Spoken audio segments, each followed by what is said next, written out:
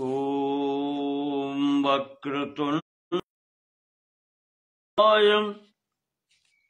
कोटिसूर्यसमप्रभ निर्विघ्नं कुरु मे देव सर्वकार्येषु सर्वदा।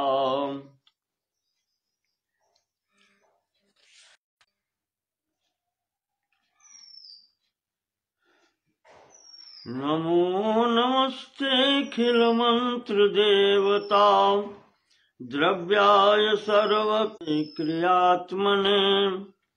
वैराग्यभक्त्यात्मजयानुभावितं ज्ञान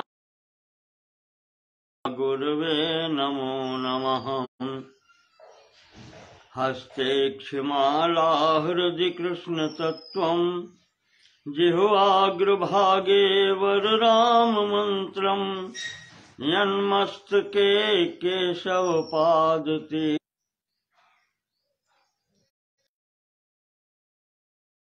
भागवतं नमामि। कूजन्तं राम रामेति मधुरं मधुराक्षरम् आरुह्य कविता शाखां वन्दे वन्दे वाल्मीकिकोकिलं। मां पातु देवोऽखिलदेवतात्मा संसारकूपे पतितं गभीरे तन्नाम दिव्यं वरमन्त्रमूलम् धुनोतु मे सर्वमघं हृदिस्थम्। ॐ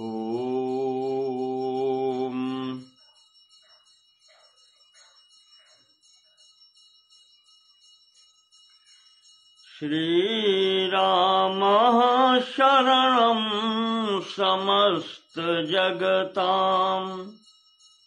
रामं विना का गति रामेण प्रतिहन्यते कलिमलं रामाय कार्यं नमः।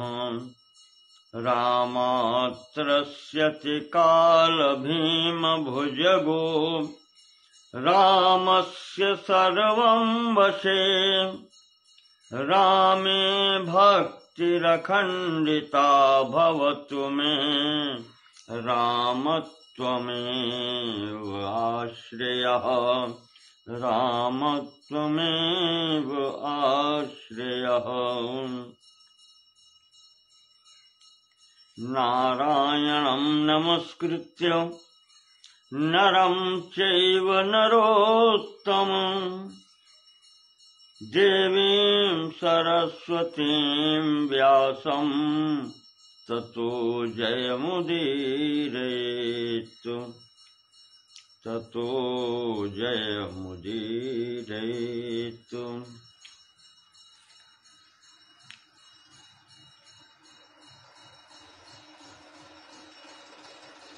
पिछले प्रसंग में मैंने आपको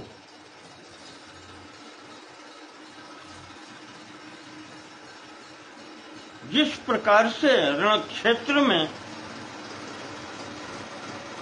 राम जी के द्वारा रावण का वध हुआ ये बतलाया।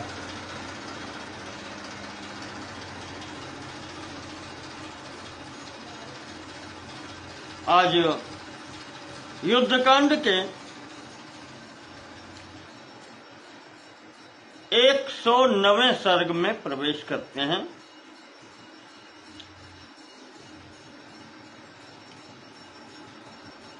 भ्रातरं निहतं दृष्ट्वा शयानं निर्जितं रणे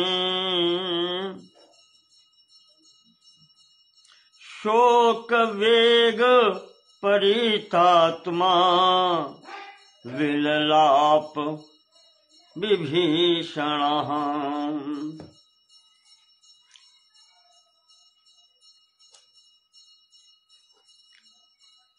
लोक में एक उक्ति प्रसिद्ध है, किसी भी व्यक्ति के जाने के बाद में उसका मूल्यांकन होता है।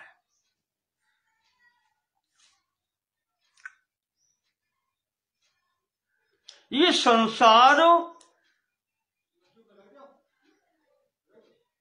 उस व्यक्ति के जाने के पश्चात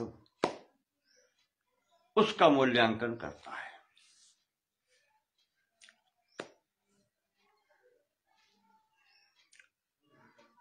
जो विभीषण बड़े भाई से अलग होकर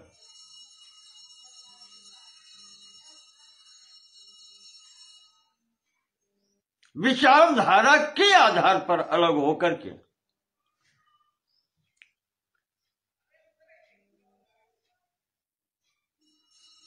नैतिकता सदाचार के आधार पर अलग होकर के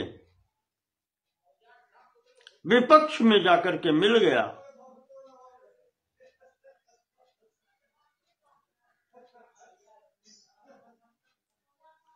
और पूर्ण मनोयोग से राम के साथ में रह करके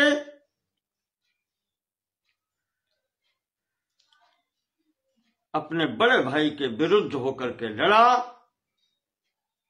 और उसको मारने में राम की सहायता की। आज वही विभीषण जब भाई को युद्ध क्षेत्र में पृथ्वी पर पड़ा हुआ देखता है तो फूट फूट के रो पड़ता है।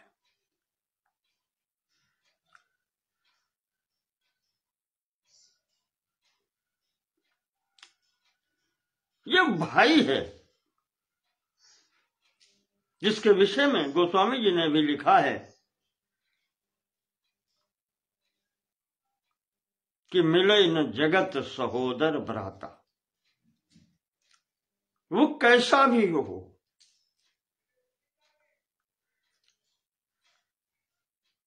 पर भाई है।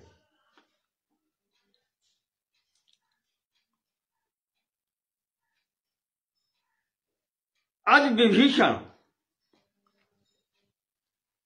रावण के युद्ध क्षेत्र में मरकर गिरने के पश्चात आकुल हो जाता है और रो करके भाग पड़ता है।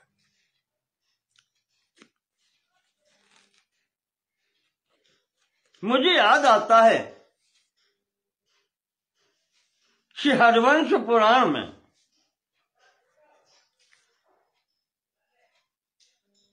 पारिजात वृक्ष के कारण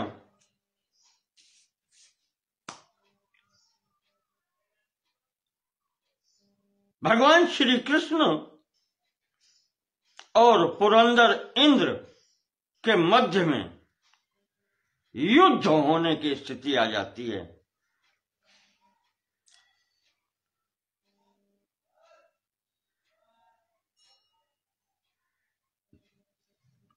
समय परिवर्तित हो चुका है, पर इंद्र को यह याद है कि उनके सबसे छोटे भाई उपेंद्र, जिनको कहते हैं त्रिविक्रम, जिनको कहते हैं वामन भगवान, जिनको कहते हैं, वही श्री कृष्ण के रूप में आज सम्मुख हैं। तो वो इंद्र नारद जी से कहलवाते हैं कि देवर्षि, भाइयों के मध्य में युद्ध अच्छा नहीं होता, मेरी ओर से जाकर के कृष्ण से कह दो पुत्र दार सहस्रैर्हि भ्राता नघ विशिष्यते। पत्नी और पुत्रों से हजारों गुना बढ़कर के भाई होता है। आपको याद होगा, पारिजात वृक्ष को लाने के लिए सत्यभामा जी ने आग्रह किया और सत्यभामा साथ में है कृष्ण के, इसलिए इंद्र कहलाते हैं। इंद्र नारद जी को द्वारा कृष्ण से कहते हैं कि तुम पत्नी की इच्छा पूर्ण कर रहे हो मेरा अपमान करके। तो याद रखना, पुत्रदार सहस्रैरी भ्राता अनघ विशिष्यते। हे अनघ, हे कृष्ण, हजारों पुत्रों और स्त्रियों से बढ़कर के भाई होता है। सदवृत्तो ज्ञान संपन्न इति ब्रह्मा पुरा ब्रवीत। सदाचारियों का यही आचरण है और यही हम सबके लिए आचरण करने योग्य है। ये ब्रह्मा जी ने मर्यादा स्थिर की है। नास्ति भ्रातृ समो बंधु आहारितरो जना। भाई के समान विश्वसनीय संसार में दूसरा कोई होता नहीं है। इति माम ब्रवीन माता पिता चैव प्रजापति। और यही मेरे माता पिता की शिक्षा भी है। माता पिता कौन? आदित्य और कश्यप। मेरे माता पिता ने भी यही शिक्षा दी है।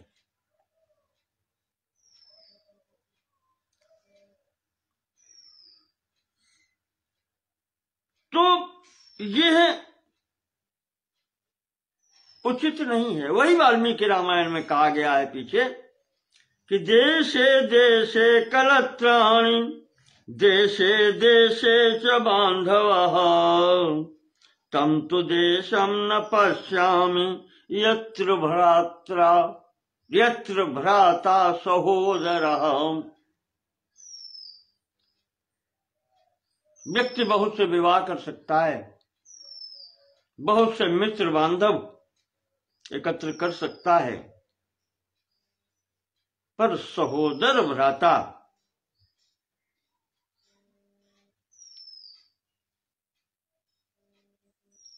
पुनः प्राप्त नहीं होता। एक बार बिछुड़ने के बाद में, एक बार समाप्त होने के बाद में पुनः प्राप्त नहीं होता।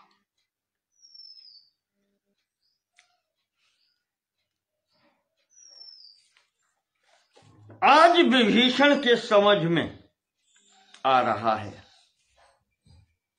रो रहा है रावण को पृथ्वी पर पड़े हुए देख करके, और कहता है कि भैया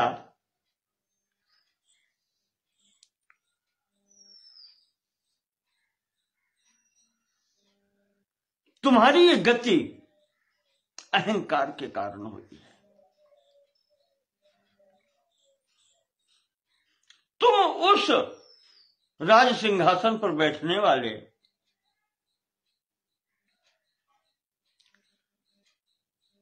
उस क्षीर फेन समान शैया पर सोने वाले, दुग्ध के फेन के समान स्वच्छ निर्मल और कोमल शैया पर शयन करने वाले आज तुम्हारी ये गति हो रही है।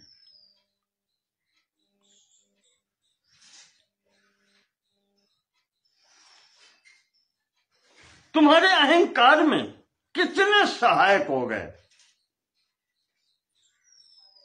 और आज सबकी क्या गति हुई। आपके साथ में सभी के सभी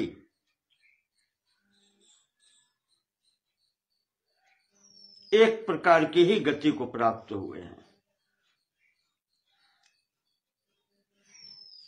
अपना किया हुआ ही समक्ष में आता है।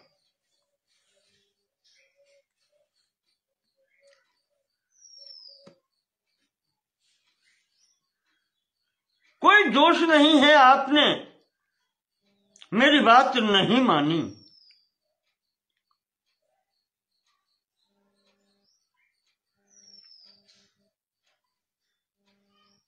इसके कारण आपकी ये गति हुई।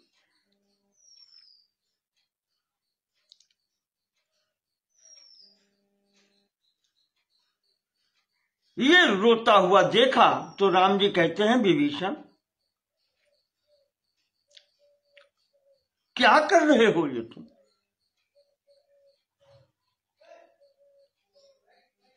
ये तुम्हारा भाई है राक्षस राज रावण।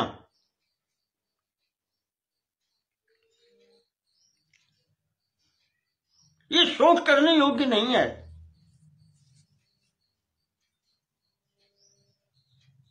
इसने जो जो जीवन में किया है और जो चाहा वो पाया है, और आज मृत्यु भी समर भूमि में पाई है।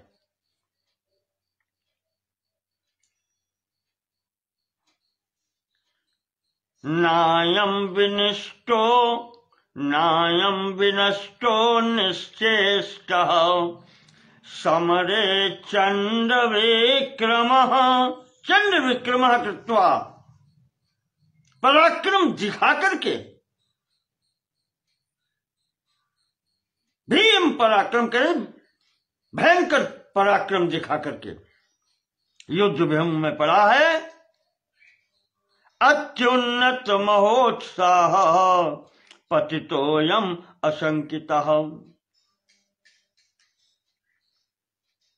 अत्युन्नत महोत्साह,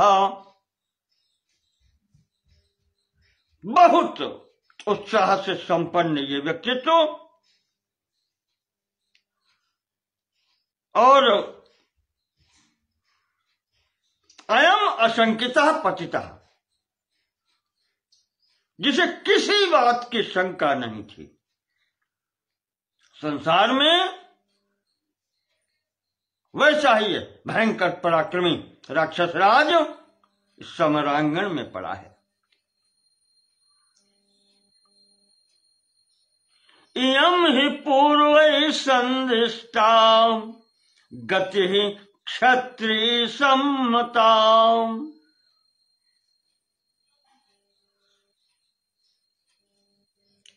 ब्राह्मण कुल में उत्पन्न होकर के भी इसने क्षत्रिय वृत्ति जो धारण की,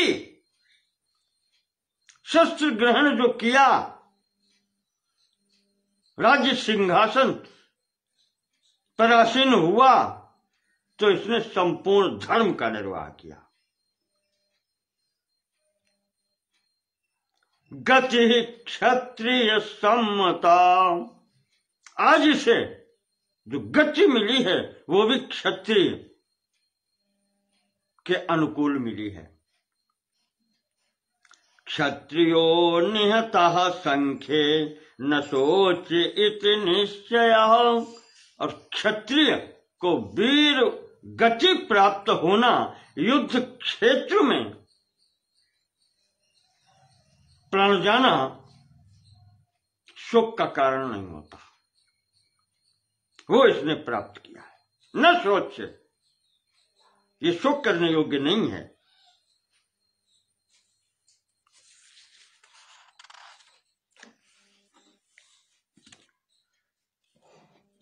ये समझाते हैं राम जी,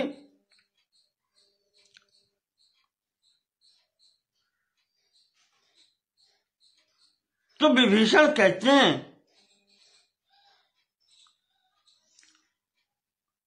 आज तक मैंने अपने भाई को इस स्थिति में कभी नहीं देखा राम।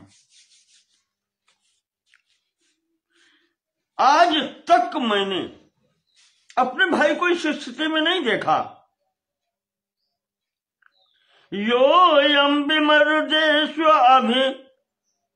अभिघ्न पूर्वः, योऽयं विमर्देषु अविभग्न पूर्वः।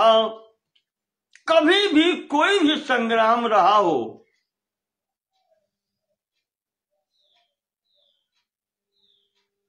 ऐसी दुर्दशा इसकी कभी नहीं हुई।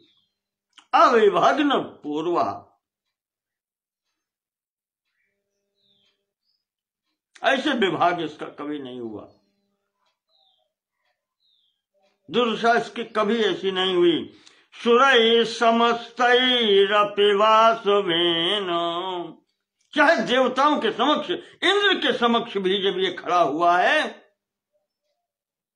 तब भी कोई इसका कुछ बिगाड़ नहीं सका। भवन्तमासाद्य रणे विभग्नो वेलामिवासाद्य यथा समुद्रः। वही अथाह सागर की भांति रावण आप जैसे किनारे के पास में पहुंच करके विभग्न हो गया, शांत हो गया।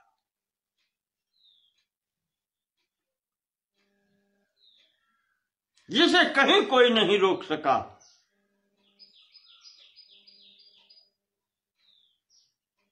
उसे आपने शांत कर दिया।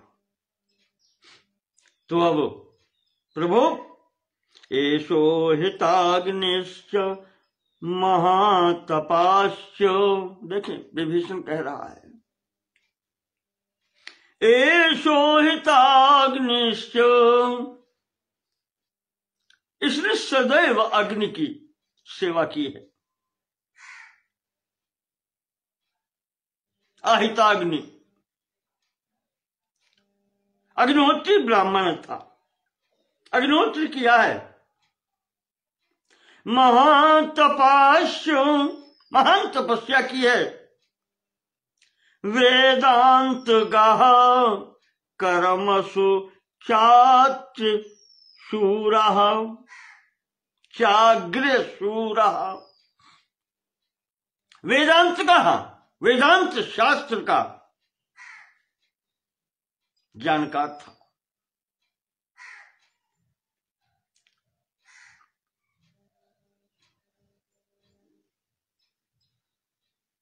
कर्मसु च अग्रे शूरः, और कर्म का भी जानकार था। वेदांत गाह कर्मसु, कर्म कौन? वही यज्ञ यागादि, समस्त कर्मकांड। और वेदांत गाह ज्ञान कांड का विद्वान था। अग्रे शूरः, और सूरों में भी अग्रगामी था। विभीषण राम जी के समक्ष कह रहे हैं एतस्य यत् प्रेत गतस्य कृत्यम तत्कर्तुमिच्छामि तव प्रसादात्। ऐसा मेरा बड़ा भाई था राम जी, अब आपकी आज्ञा से हम इसका प्रेतकर्म करना चाहते हैं, अंत्येष्टि संस्कार करना चाहते हैं।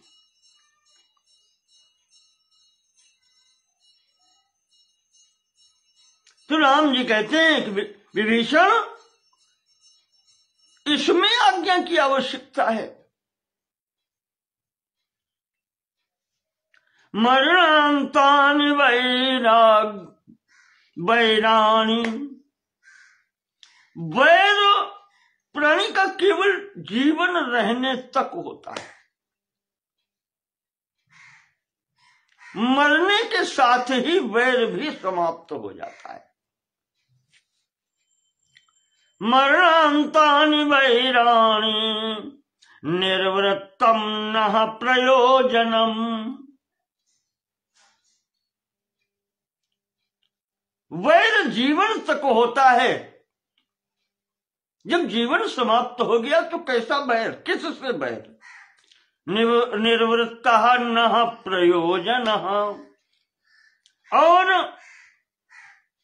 अपना प्रयोजन भी सिद्ध हो गया है।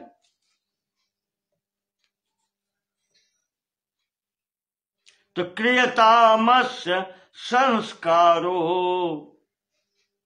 ममाप्येष यथा तव। विभीषण, जैसे ये तुम्हारा है वैसे ही मेरा भी है। वह तो जीवन रहने तक था, ये तुम्हारा ये बड़ा भाई है तो मेरा भी है। कृतामस्य संस्कारो, प्रेम से, उसी प्रकार से, श्रद्धा से इसका संस्कार करो।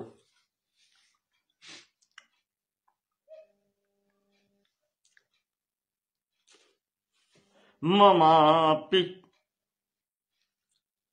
जैसा तुम्हारा है, यथा तब, जैसे तुम्हारा है वैसे ही मेरा भी है। मेरा शत्रु नहीं है, वो समाप्त हो गया। इतने में क्या देखते हैं कि लंका से अंतापुर की स्त्रियां भागती दौड़ती चली आ रही हैं। आकर के कोई कोई अपने पतियों को ढूंढ रही हैं, और जो रावण के अंतापुर की स्त्रियां हैं वो रावण को खोज करके रावण के ऊपर आकर के गिर पड़ती हैं, रोती हैं।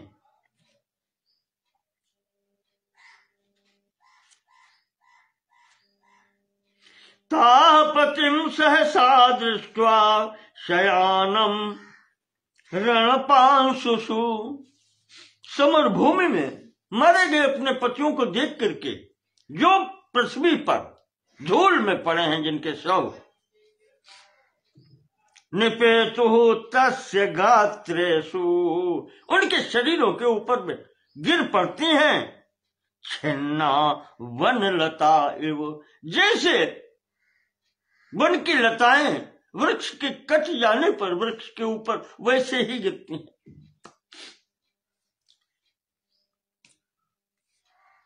सब रोती हैं, रावण की स्त्रियां भी रोती हैं। वहां पर स्त्रियों का दुख और रोना विचित्र है। कहती हैं, महाराज, जिसने यमराज को, इंद्र को कुछ नहीं समझा,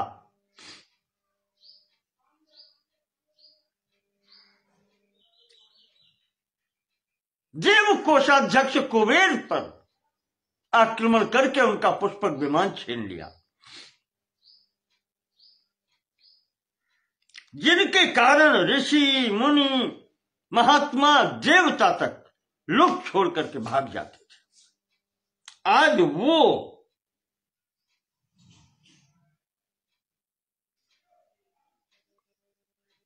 वीर इस प्रकार से यहां पृथ्वी पर पड़ा है।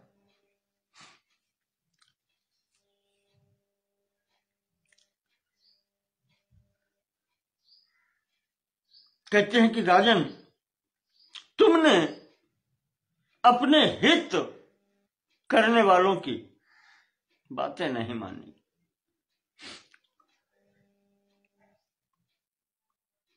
अनसुनी कर दी बातें। कितने लोगों ने आपको समझाया पर आप नहीं माने।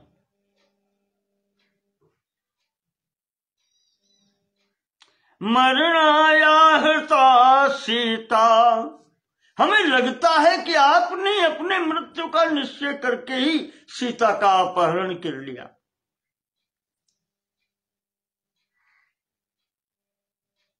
सीता के रूप में आपने मृत्यु का वर्णन कर लिया जानबूझकर।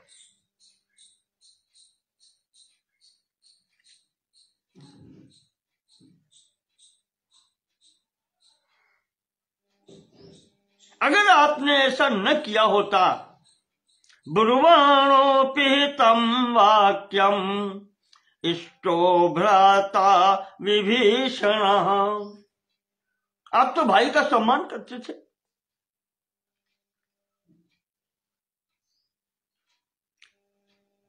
छोटे भाई विभीषण की भी अगर बात मान ली होती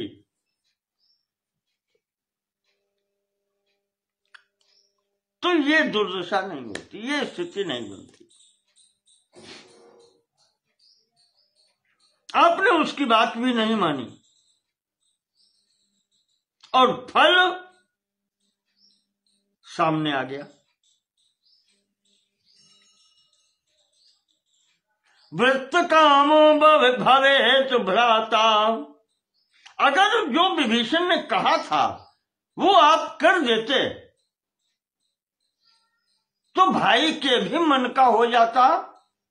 व्रत कामो भवेत भ्राता, भ्राता का भी मनोरथ पूर्ण हो जाता। रामो मित्र कुलम भवेत, और राम से मित्रता भी हो जाती। शत्रु न होकर के राम भी मित्र हो जाते। मयम चा वयम चा विधवा सर्वा, और राजन हम सब विधवा नहीं होती। सकामा न च शत्रवः, शत्रुओं की इच्छा पूर्ण नहीं होती, प्राण आपके भी बच जाते। शत्रु तो चाहते ही है कि आप मारे जाएं, तो केवल इतना करना था, सीता वापस दे देते, भाई भी घर में रहता, राम मित्र हो जाते, हम सब विधवा नहीं होती और शत्रुओं की कामनाएं पूर्ण नहीं होती।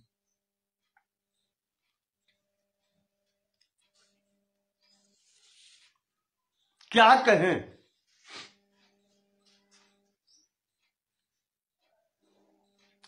दैव के आगे कुछ चलता नहीं है। प्रारब्ध आगे चलता है, इसलिए कह रही हैं। मुझे तो ऐसा लगता है कि महाराज ये हमारे भाग्य का दोष है, जो भी आपने किया है। न काम कारः कामं वा तब राक्षस पुंगव, आपने मनमाना जो कार्य किया है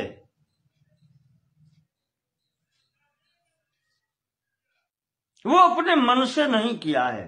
दैवाधीनम जगत सर्वम, प्रारब्ध ने आपसे करवाया है।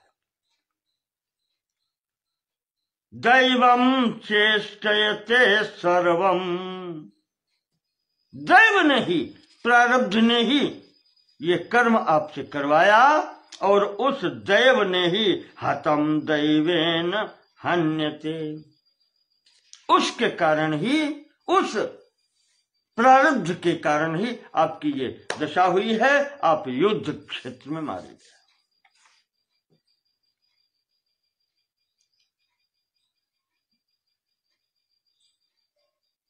महाराज कोई कितना भी बली क्यों न हो, पर प्रारब्ध से छूटने का कोई उपाय नहीं है। नैवार्थेन च कामेन विक्रमेण न चाज्ञया शक्या दैव गतिर्लोके निवर्तयितुम उद्यता। इस सृष्टि में कोई भी व्यक्ति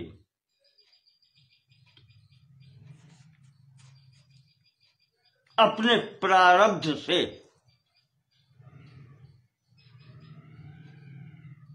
या प्रारब्ध में परिवर्तन नहीं कर सकता, चाहे वो कितना भी बड़ा। न अर्थेन न कामेन, न अर्थ से, न काम से, न विक्रमेण, न पराक्रम से, न चाज्ञया, न आज्ञा दे करके। कितना भी बलवान क्यों न हो, किसी भी क्षेत्र में प्रारब्ध को कोई बदल नहीं सकता। ये सब स्त्रियां करती हैं। इसी मध्य में मंदोदरी बोलती है, ननु नाम महाबाहो तब वैश्रवणानुज। महाराज, तीनों लोकों में ऐसा कौन था? आप तो वैश्रवणानुज, वैश्रवण कुबेर के छोटे भाई थे। संपूर्ण लोक में ऐसा कौन था? क्रोधस्य प्रमुखे स्थातुम त्रस्यत्यपि पुरंदरः। चाहे वो इंद्र ही क्यों न हो, आपके क्रोधित होने पर सामने कौन ठहर सकता था? इस संपूर्ण लोक में आपके क्रोधित होने पर ऐसा कौन सा है, कौन वीर है? चाहे वो इंद्र ही क्यों न हो, आपके सम्मुख क्रोधित होने पर कौन ठहर सकता था? ऐसे आप थे। देवता अमरावती छोड़ करके भाग जाते थे नाम सुन करके। वो आप सत्वम मानुष मात्रेण रामेण युधि निर्जिता। आज वही आप एक साधारण मानव, जिनको राम कहते हैं, उनसे हार गए। उनके द्वारा युद्ध में जीत लिए गए। न व्यपत्रप से राजन। रो रही है, कुछ भी कह सकती है शोक में। कहते हैं कि मंदोदरी कह रही है कि राजन, तुम्हें लज्जा नहीं आई? एक साधारण मनुष्य से हार गए।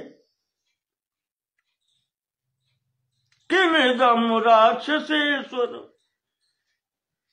राक्षस राज ये सब क्या है, जिसका इंद्र, कुबेर, यमराज, तीनों लोकों में कोई कुछ नहीं बिगाड़ सका, वो आज एक साधारण मनुष्य से हार गए।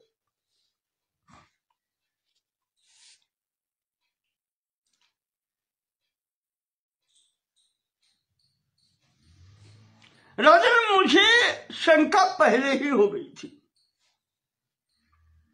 जन स्थान में जिस समय खरदूषण त्रिशिरा सहित 14,000 राक्षसों की सेना का संहार हुआ था, मुझे संदेह वही हो गया था। उसके बाद में इस अत्यंत सुरक्षित लंका नगरी में जिसमें अकेला वानर घुस करके और संपूर्ण आपके सभा में आकर के आपका भी मान मर्दन करके लंका में विध्वंस करके चला गया, सीता से मिल करके अनिष्ट की आशंका और भी प्रबल वहां से हो गई। हमने आपको बहुत समझाया। क्रियताम अविरोधश्च राघवेणेति अन्मया उच्यमानो न गृह्णासि तस्येयं वृष्टि रागता। मया उच्यमानो न गृह्णासि। जो मैंने समझाया था कि राम से विरोध मत करो, मेरी कही हुई बात को आपने नहीं माना, तो तस्य इयं वृष्टिरागता। वृष्टि फल। उस मेरे कहने को भी न मानने का फल आज समक्ष आ गया। राजन, ऐसा क्या था सीता में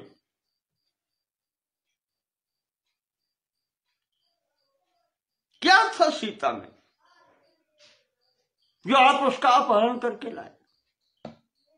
मंदोदरी कहती है रोती हुई कि न कुलेन न रूपेण न दाक्षिण्येन मैथिली, न तो कुल में न रूप में मुझसे बढ़कर है मैथिली, न दाक्षिण्येन, आपके अनुकूल भी नहीं है। अनुकूल होती तो ये दशा होती। मैं जब से आपके साथ आई हूं, मेरी अनुकूलता में कोई कमी थी क्या? सीता किसमें अधिक थी? न कुलेन न रूपेण न दाक्षिण्येन मैथिली, मयाधिका वा तुल्या वा तत्तु मोह न बुध्यसे। अरे मेरे से अधिक छोड़ो, क्या मेरे बराबर भी तो नहीं थी? और फिर भी आप मोह में पड़ करके मेरी बात को ध्यान नहीं दिया।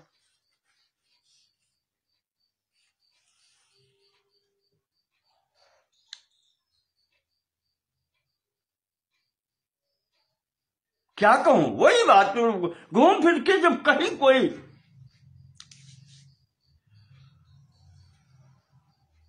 प्राणी का जब बस नहीं चलता तो वो फिर विधाता पर डालता है, प्रारब्ध पर डालता है। मंदोदरी कहती है, क्या मैंने कभी सोचा था कि मेरी ये दुर्गति होगी? मेरे पति पर ये स्थिति बनेगी, मुझे वैधव्य देखना पड़ेगा, मुझे पति से रहित तो होना पड़ेगा।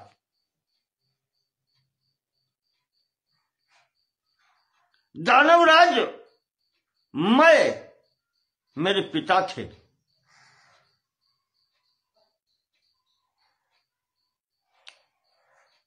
और आप जैसा मैंने त्रैलोक्य विजयी पति प्राप्त किया। राजन, और इंद्रजीत मेघनाथ जैसा मैंने पुत्र प्राप्त किया था। क्या ऐसी स्त्री स्वप्न में भी सोच सकती है कि उसका कोई अनिष्ट कर सकता है? ये मेरा भाग्य है, जिसका दानवराज मैं जैसा पिता हो, त्रैलोक्य विजयी रावण जैसा पति हो, और मेघनाथ जैसा पुत्र हो।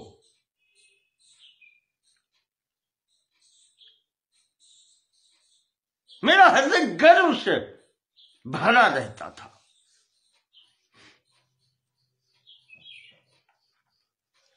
उसकी ये स्थिति हो गई।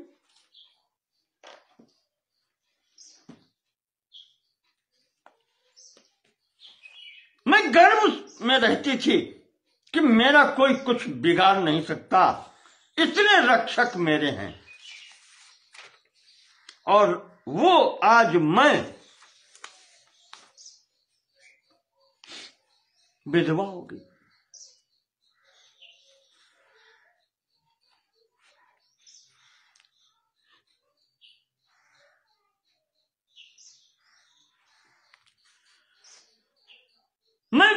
मुझे याद आता है जब ये स्थितियां देखें, मृत्यु बहुत, यद्यपि सांख्य सिद्धांत में पंचक्लेश हैं, अविद्या, अस्मिता, राग, द्वेष, अभिनिवेश, अभिनिवेश अंतिम, ये पंचक्लेश हैं, सब अविद्या से उत्पन्न होते हैं।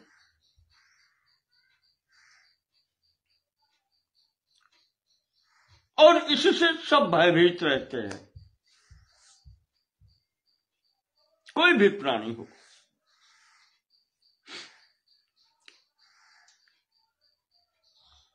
तो मंदोदरी कहती है, मैंने कभी सोचा था मेरे इतने इतने रक्षक थे इस प्रकार के। अंत में मुझे प्रसंग पढ़ता हूं तो याद आता है, हनुमान नाटक में मंदोदरी ने जो कहा है, मैं आपको समक्ष एक आध पद्य रखता हूं। देखिए, याद नहीं रहता कुछ, पर अपने भंडार में बैठा हूं तो पुस्तक भी निकाल सकता हूं या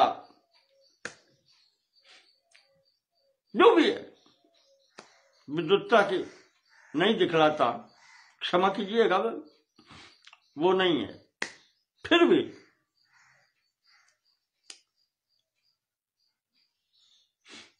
हमारे गुरुजी थे, वो कहते थे कि आदमी जो कूड़ा इकट्ठा करता है वही तो फैलाएगा। तो मैंने जो इकट्ठा किया है उसमें से ही कुछ फैलाता हूं, देखेंगे। हनुमान नाटक में आया है, मंदोदरी कहती है रावण के पास बैठ करके,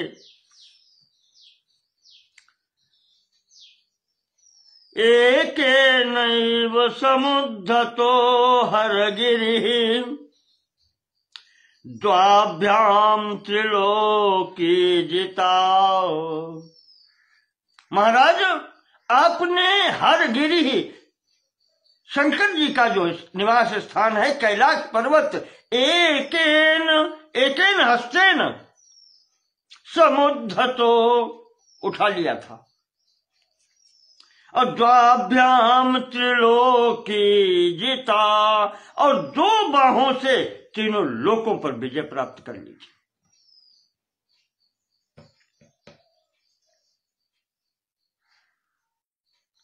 यस्य अष्टादशभिर्भुजैरवसरः शस्त्रस्य न साधितः।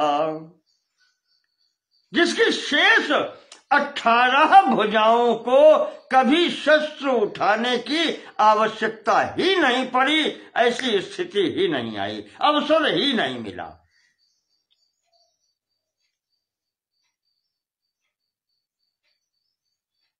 हरगिरि, कैलाश पर्वत को उठाने में एक हाथ काम आया, और त्रिलोकी को जीतने के लिए 2 भुजाएं काम आई।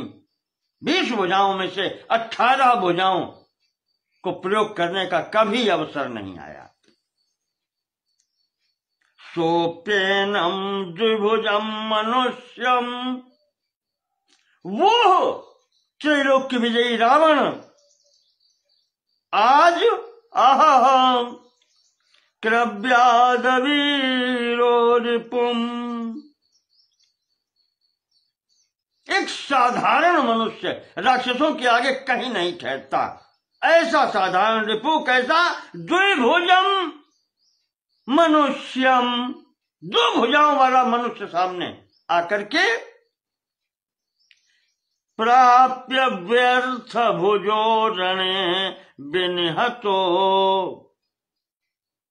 सामने जब आ गया तब उसने ऐसे 20 भुजाओं वाले रावण को मार करके गिरा दिया। वो कहती है, देवाय तस्मै नमः, ऐसे प्रारब्ध को प्रणाम करती हूं मैं। इस प्रारब्ध के आगे किसी की नहीं चलती।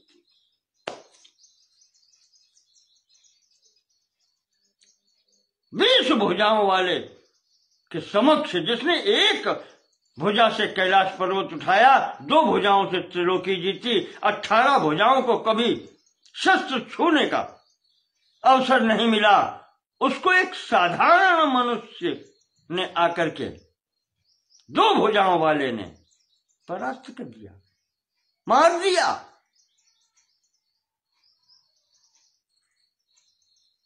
देवाय तस्मै नमः, ऐसे प्रारब्ध को पथ प्रणाम ही कर सकते हैं, और क्या कहें। और भी, जातिर ब्रह्म कुले अग्रजो धनपतिर, यह कुंभकर्णो अनुजः,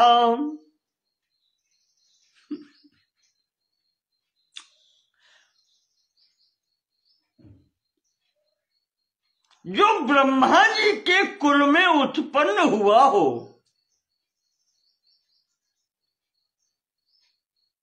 पुलस्त्य जी का कुल में उत्पन्न हुआ हो, ये पौत्र है पुलस्त्य जी का।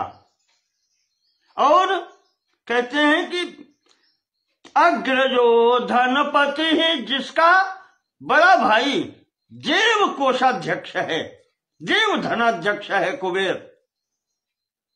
ऐसा जिसका बड़ा भाई हो। कुंभकर्णो अनुजः, और कुंभकर्ण सरीखा छोटा भाई हो। पुत्रः शक्रजयी, जिसको पुत्र ऐसा प्राप्त हुआ हो जिसने अकेले इंद्र को रण क्षेत्र में हराया हो, बंदी बनाया हो। स्वयं 10 शिरः, जो स्वयं 10 शीश वाला हो। लोग कहते हैं कि जैसे किसी पर नाराज होते हैं, या आपको याद होगा कैकेयी के समक्ष दशरथ ने कहा था, कई दुई सिर कही जमु चाहलीना। 2 सिर किसके हैं? जिसको जो ये सोच रहा है कि एक सिर कट जाएगा और मैं बच जाऊंगा। तो यहां मंदोदरी कहती है कि आपके पास तो 10 सिर हैं, एक कट जाए 2 कट जाए कोई अंतर नहीं पड़ता। पूर्ण भुजा विंशति, और 20 भुजाएं हैं।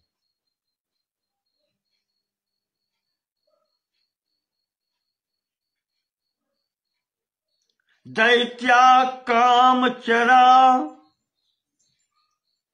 इच्छानुसार कार्य करने वाले दैत्य आपके अनुचर हैं।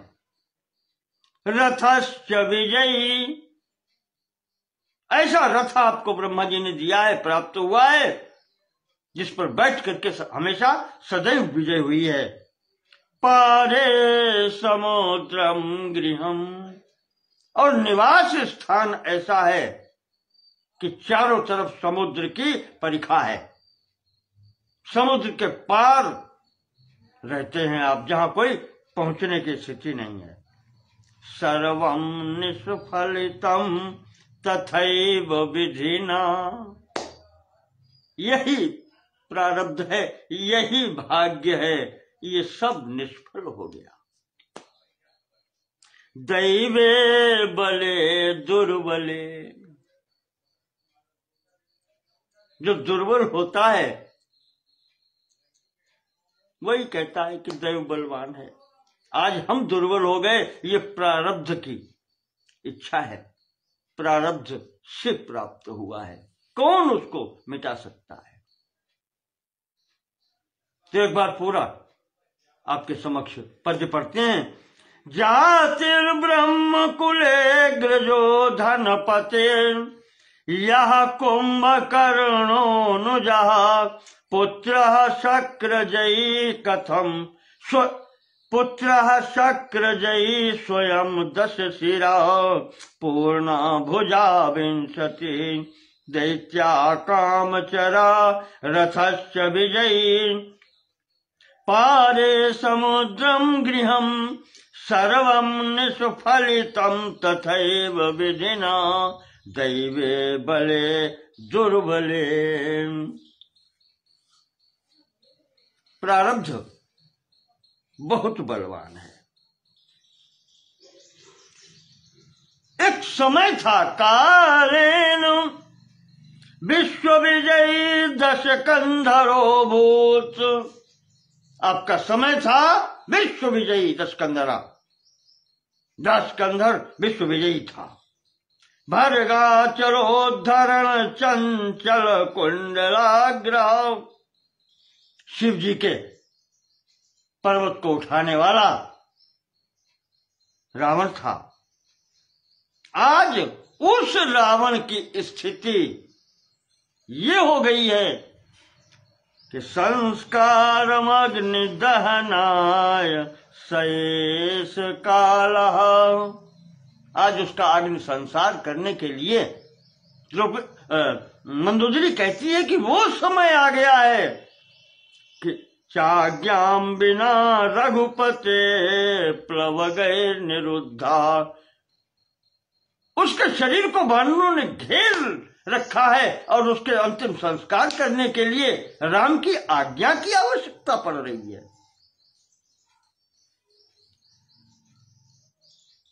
कालेन विश्व विजयी दश कंधरो भूत। ऐसा विश्व विजयी रावण, त्रैलोक विजयी रावण, आज वो स्थिति आ गई कि वानरों के मध्य में पड़ा हुआ शव, जिसकी अंतिम क्रिया करने के लिए राम की आज्ञा लेनी पड़ रही है।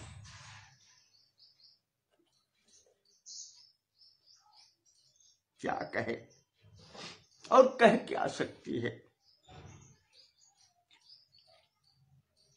राजन, आपके कारण आज मेरी ये दशा हुई है।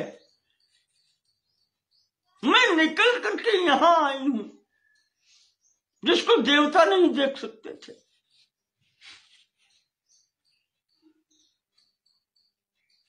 जिसने महल के बाहर पैर नहीं रखा था। महाराज, मैंने कहा था, आप जानते भी हैं, कोई कहने की बात नहीं है। मंदोदरी कह रही है कि पतिव्रता स्त्री के आंसू व्यर्थ नहीं जाते, ये आप जानते थे। प्रवाद सत्यमेवायम, ये लोक श्रुति है, संसार में प्रसिद्ध है।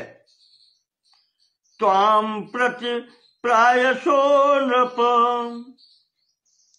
क्या पतिव्रतानाम नाकस्मात् पतन्ति अश्नूनि भूतले।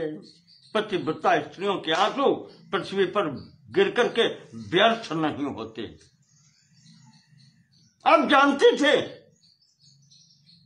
और वो समस्त बात आपके ऊपर आज घटित हो रही है, समक्ष दिखलाई पड़ रही है। सत्यम एव अयम त्वाम प्रति प्रायशो, ये सामने आ गई है आपके समक्ष। इस प्रकार से रोती हैं। राम कहते हैं विभीषण से, विभीषण, इन स्त्रियों को धैर्य बंधाओ, अभी तुम्हें करना पड़ेगा, और अपने भाई का अंतिम संस्कार करो। फिर यहीं पर वो बात आती है, राम जी कहते हैं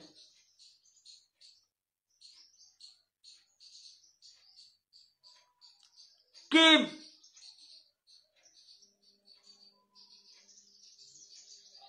जो उचित समय पर उचित कार्य है वो करो। तो विभीषण अब इतनी देर में जाने क्या उसके चित्त में आता है, और वो कहता है राम जी से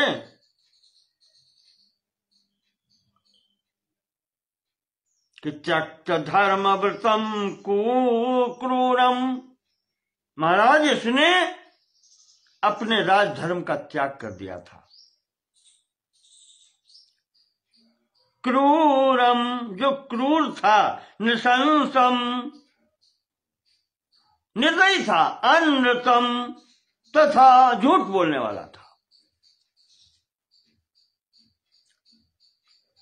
न हमर राम संस्कर्तुम परदारा विमर्शनम। आपकी पत्नी का ही इसने अपहरण नहीं किया, इसने परदारा विमर्शनम नामक कुकृत्य जीवन में कितने ही किए। पर स्त्रियों का अपहरण और कुकृत्य में ले लें, सब दुष्कर्म इसने बहुत किए हैं।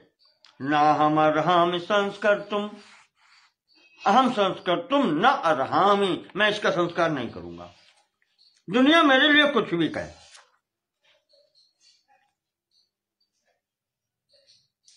यद्यपि मेरा बड़ा भाई था, पूज्य था,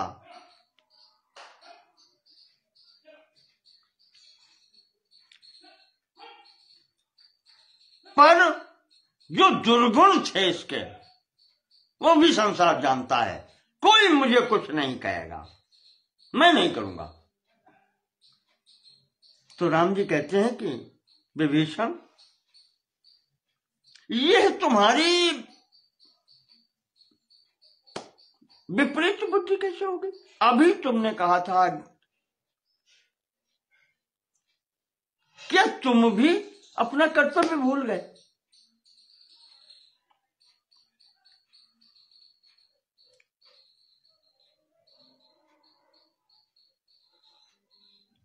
तुम भी मेरी बात नहीं मानोगे?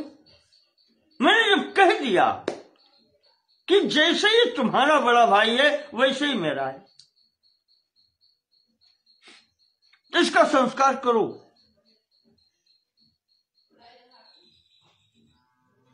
ठीक है, तुम कहते हो ये असत्यवादी था, ये दुराचारी था,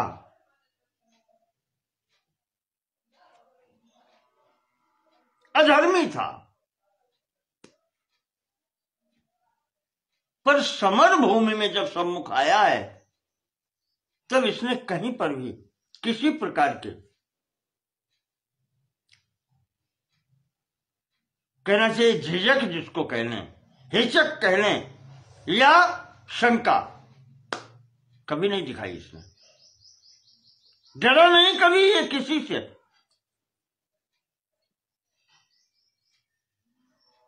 तेजस्वी था, बलवान था, पराक्रमी था। तुम्हारा भाई विभीषण किस बात में कम था? शतक्रतुमुखैर्देव श्रूयते न पराजिता। मैंने सुना है कि इंद्र जैसे देवता इसको परास्त नहीं कर सके। महात्मा बल संपन्नो, ऐसा ये बल संपन्न महान आत्मा था। रावणों लोक रावण, भले ही वो पूरे लोक को रुलाने वाला क्यों न हो, लोक रावणा, ऐसा रावण क्यों न हो, पर था तो पराक्रम संपन्न, बड़ा भाई था तुम्हारा। ये कह करके राम जी कहते हैं कि इसका संस्कार करो, इससे तुम्हें अपयश नहीं मिलेगा। तो हम यशो भाग भविष्य, तुम्हें यश ही प्राप्त होगा इसका अंतिम संस्कार करके। ये जब राम जी ने कहा है तो विभीषण ने फिर अंतिम संस्कार की तैयारी की।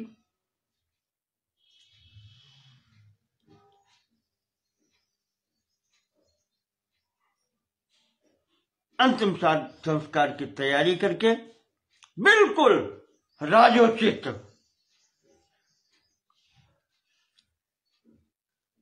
जो जैसे होना चाहिए राजाओं का होता है, जैसे बालकांड में आया है भरत जी ने दशरथ जी का किया है, जैसे ऋषिमुख पर किष्किंधा में सुग्रीव ने वाली का किया है, उसी प्रकार से आज विभीषण ने रावण का अंतिम संस्कार किया।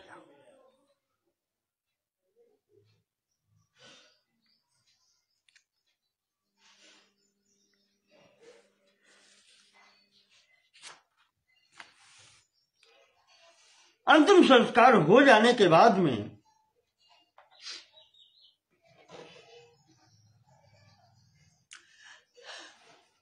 फिर मुझे हनुमान नाटक का प्रसंग याद आता है।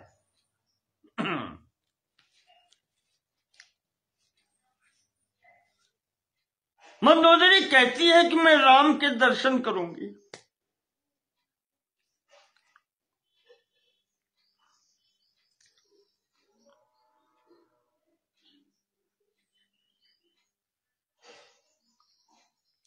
वो कहती है कि मैं राम के दर्शन करना चाहती हूं। वो महान मूर्ति मेरे पास तक आई, जिसने रावण जैसे विश्व विजयी का संहार किया।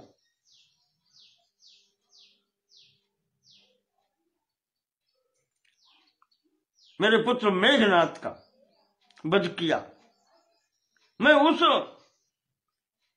महापुरुष से मिलना चाहती हूं।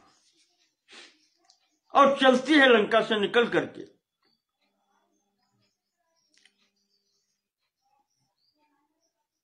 आ रही है, सुग्रीव राम जी को सूचना देते हैं। हनुमान नाटक।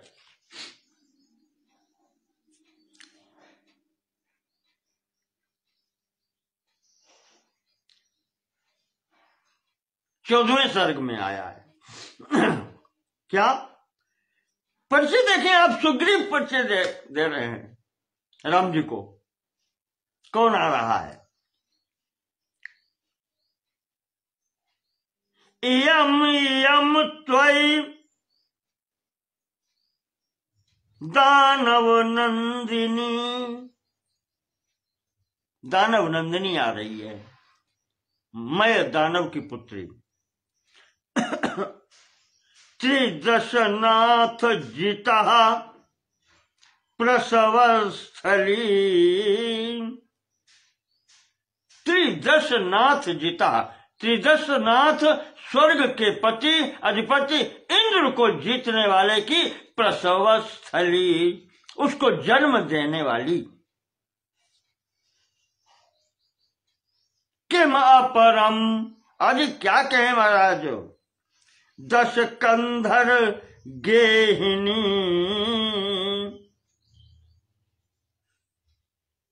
राक्षसराज रावण की पत्नी गेहिनी।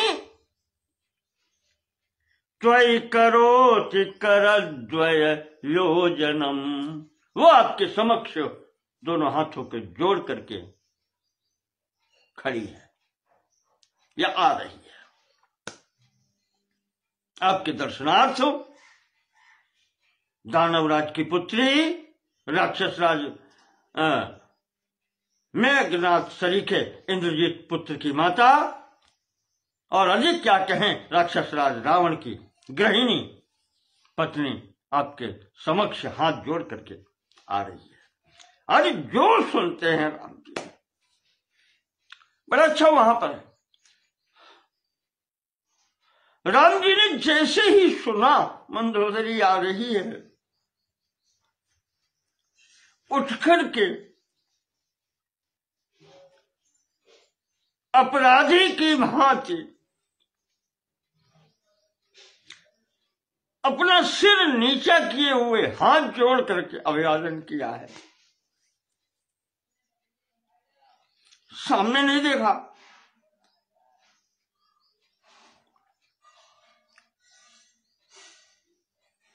हाथ जोड़ करके दृष्टि नीची करके,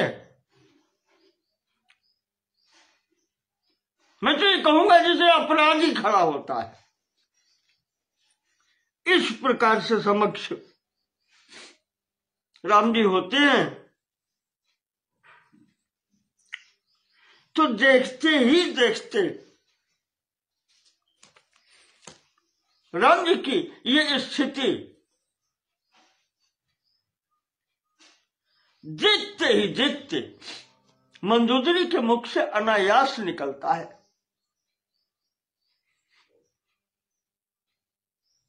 मैंने जीवन में कई बार देखा है।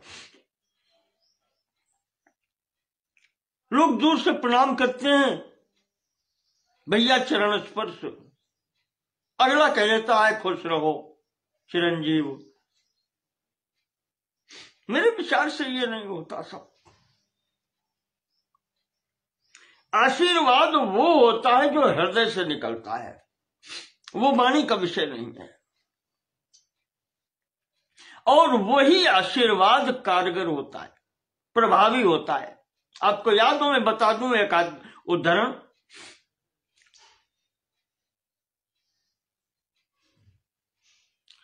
परशुराम जी का पिता की आज्ञा पालन करते हुए माता और भाइयों का सिर काटने जैसा कृत्य भी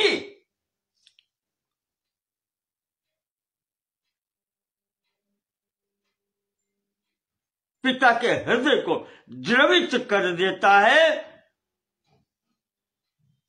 जो उनके हृदय से आशीर्वाद निकलता है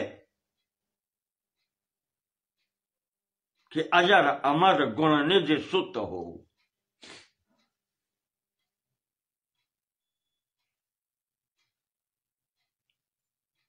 तुम अमर हो।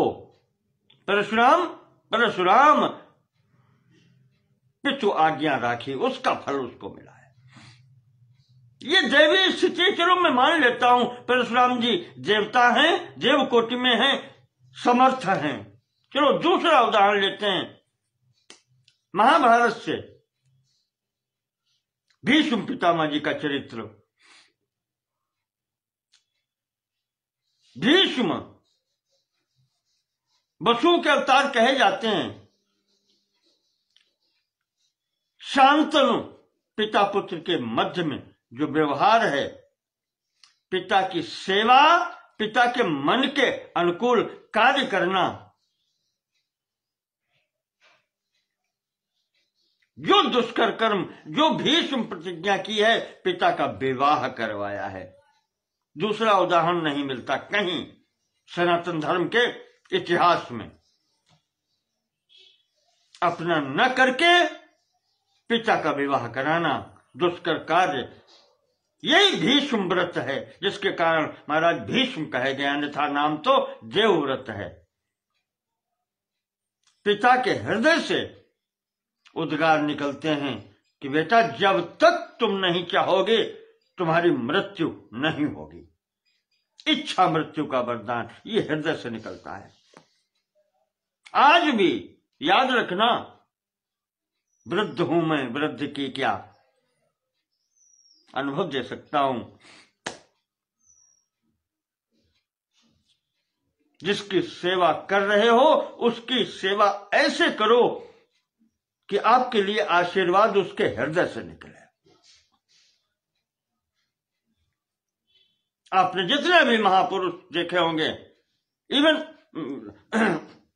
राम जी पढ़ने गए विद्यालय, कृष्ण जी बलराम जी पढ़ने गए विद्यालय, सुदामा जी पढ़ने गए विद्यालय,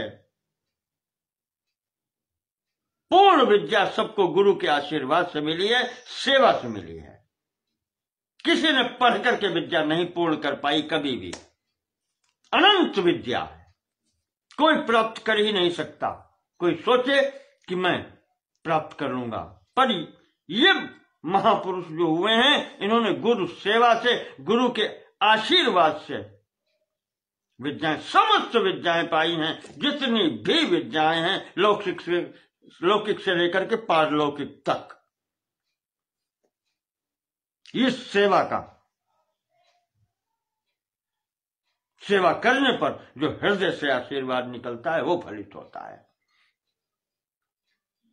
आज यहां ये व्यवहार क्षणिक व्यवहार है, प्रथम भेंट है। मंदोदरी देखती है राम जी की स्थिति, अवांगमुखी, नीचे मुंह किए हुए हाथ जोड़ के सामने खड़े हैं कि क्या आज्ञा है देवी। आज मंदोदरी के हृदय से निकलता है।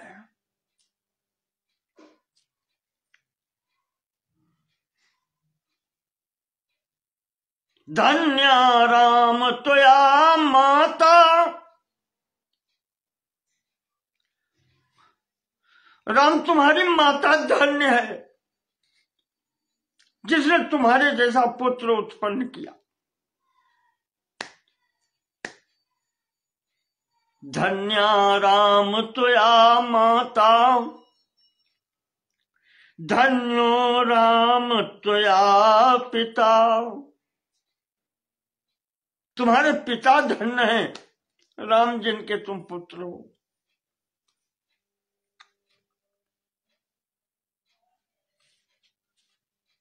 धन्यो राम त्वया वंशः, राम तुम्हारा वंश धन्य है जिसमें तुम उत्पन्न हुए हो।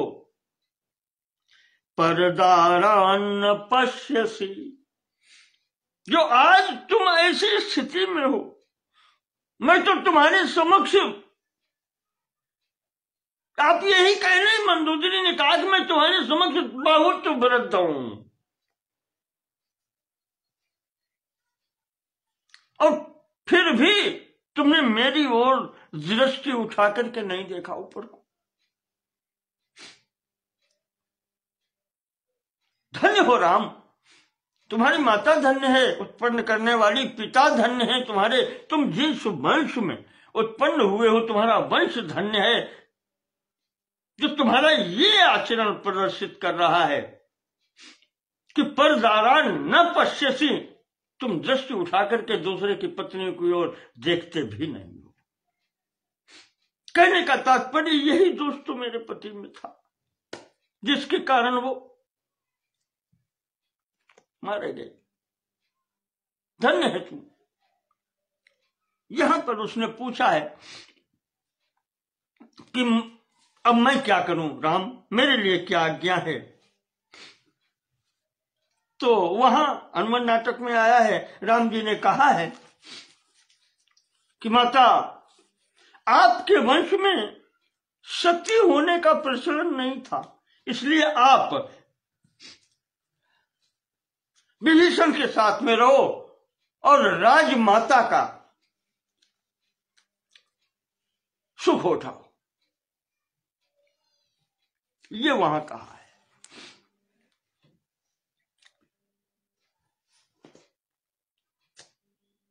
तो इस प्रकार से प्रसंगवश मैंने आपके समक्ष बात रखी। ये है राम जी का चरित्र। ये हमने जो सनातन धर्म में अपने आदर्श की स्थापना की है, ये वो राम है। हर व्यक्ति को ऐसा होना चाहिए। आदर्श बड़ा ही होता है। आदर्श वो नहीं होता जहां भीड़ पहुंच जाए सब कुछ करने, कोई इस अवस्था को प्राप्त होता है। प्रसंग बढ़ गया है। आपको बताएं, राम जी का जन्म इसीलिए हुआ है। गोस्वामी जी ने थोड़ा सा इशारा किया है कि स्वयंभू मनु और शत्रुपा, जिनसे भई नरश्रेष्ठ अनूपा, उनके ऐसे ऐसे पुत्र थे। उत्तानपाद प्रियव्रत जैसे पुत्र और आकुति प्रसूति देवहूति जैसे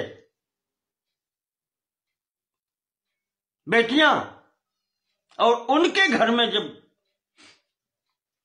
उनकी संतानें हुई हैं, आकुति प्रजापति रुचि को ब्याही गई, उसके पुत्र धर्मादि हैं।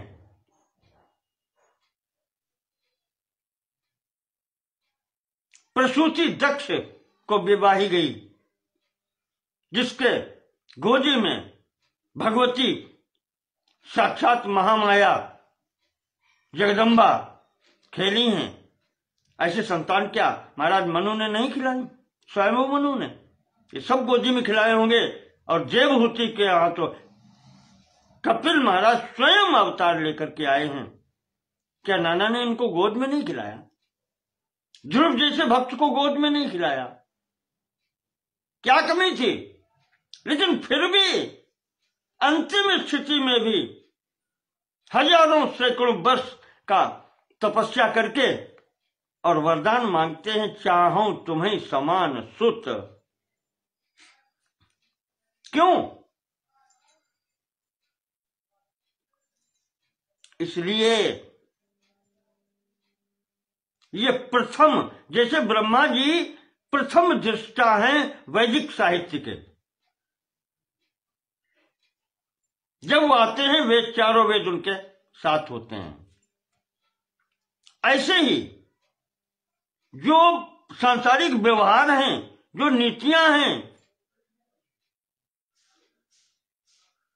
जो कायदे कानून है, आज की भाषा में कह रहे हैं संविधान, उसके दृष्टा, आदि दृष्टा हमारे स्वयंभू मनु जी हैं, जिनके नाम से मनुस्मृति कही जाती है। प्रथम दृष्टा इस भूतल पर, सृष्टि में। और उन्होंने जब मनुस्मृति लिखी तो उसमें उन्होंने जो आदर्श पिता, आदर्श परिवार, आदर्श पुत्र और सब जो परिकल्पना जो उन्होंने दृष्टा है, ये प्रणेता नहीं है।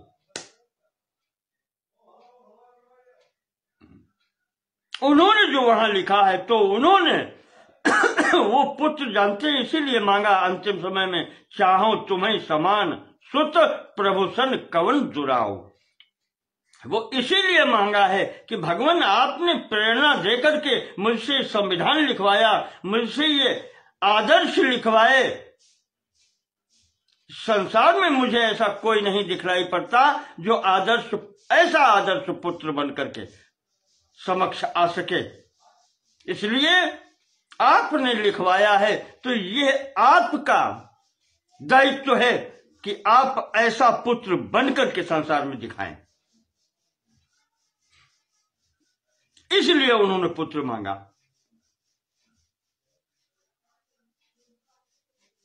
पुत्र और दोहित्रों की और पौत्रों की कमी नहीं थी, एक से एक बढ़ के थे। मांगा इसलिए कि जो आदर्श आपने स्थापित करवाए हैं, क्या संसार में कोई कर सकता है? जो आपने हमसे लिखवाया, आपकी प्रेरणा से ही ये मनुस्मृति लिखी गई, तो अब आपको ही आदर्श प्रस्तुत करना होगा, क्योंकि आपकी वाणी है धर्म संस्थापनार्थाय संभवाम युगे युगे। मैं धर्म की स्थापना करने के लिए आता हूं। धर्म का कार्य पूजा पाठ नहीं है, कर्तव्य, कर्तव्य का निर्णय, कर्तव्य कैसे करना चाहिए, यही धर्म है संसार में। उसकी स्थापना करने के लिए मैं आता हूं। ये जो कह दिया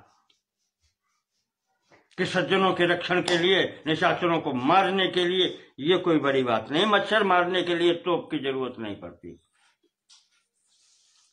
भ्रकुट विलास सृष्टि लय होई, जिसकी भ्रकुट विलास से सृष्टि और लय हो जाती है, उसके लिए ये राक्षस मच्छरों से बढ़ के भी तो कुछ नहीं, मच्छर भी नहीं। तो धर्म संस्थापनार्थाय, धर्म की संस्थापना ऐसे होती है। इसलिए आह्वान किया कि आप ही करो आकर के, चाहो तुम्हें समान सुत। राम जी को आना पड़ा। बदले में स्वयंभू मनु ने कहा कि जो मुझसे हो सकेगा आदर्श पिता बनने के लिए वो मैं करूंगा। मैं पूर्ण नहीं कर सकता, पर जितना हो सकेगा उतना करूंगा। तेज दशरथ कौशल्या रूपा, वही दूसरे इसमें आकर के स्वरूप में, दशरथ और कौशल्या स्वरूप में, उन्होंने भी जितनी उनकी क्षमता थी, जितनी जीव की क्षमता होती है, वो पूर्ण क्षमता से माता पिता का कर्तव्य रखने का प्रयास किया है।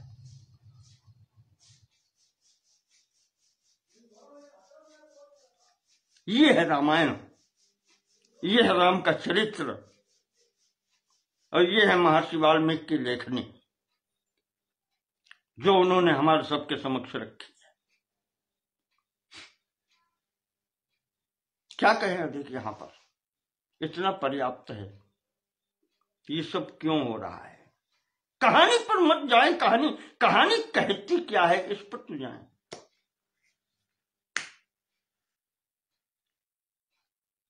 मंदोदरी वापस गई हैं। यहां से हनुमान जी समाचार लेकर के सीता के पास पहुंचते हैं। सीता को बतलाते हैं कि रावण मारा गया, अब आप स्वतंत्र हैं। सुनकर के समाचार सीता मौन हो गई, वाणी नहीं प्रस्फुटित हुई। हनुमान जी कहते हैं कि देवी आप कुछ कहती क्यों नहीं? वो कहती है कि हनुमान मैं कहूं तो क्या कहूं, आज मेरे समक्ष तुम्हें देने के लिए कुछ है नहीं।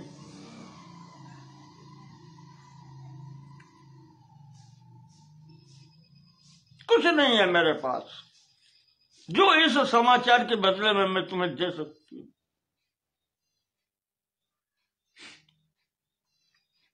तो वही मैं यहां पर जोड़ूंगा उनका है कि अजर अमर गुण निधि सुत हो, करहु सदा रघुनायक छोहू।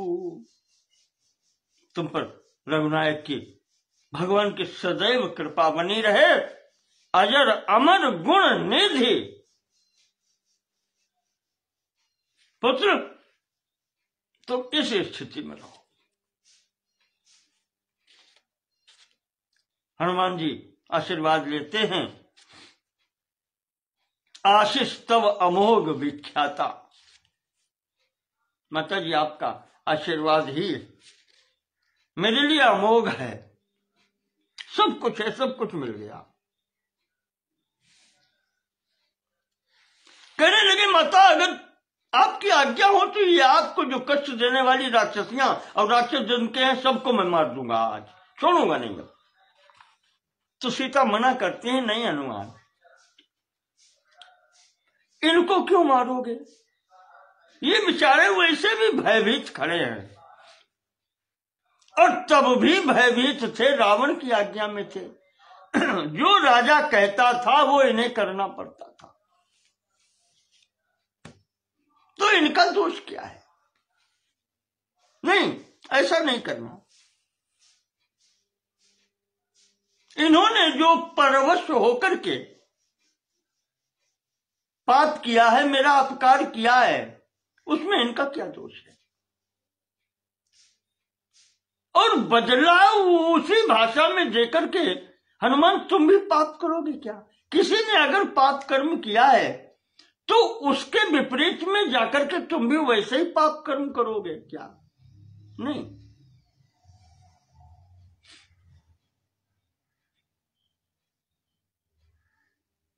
ऐसा नहीं करते, ये उचित नहीं है। जब ये कहा है तो हनुमान जी कहते हैं, माता ये आप ही कह सकती हैं, ऐसा और कोई कह नहीं सकता।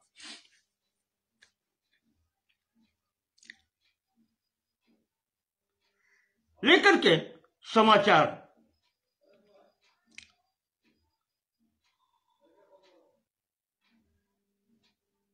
राम जी को सुनाया। सीता जी ने कहा है कि प्रभु अब देर क्यों, दर्शन दें। तो राम जी की आज्ञा होती है सीता को विभीषण आदि नहीं,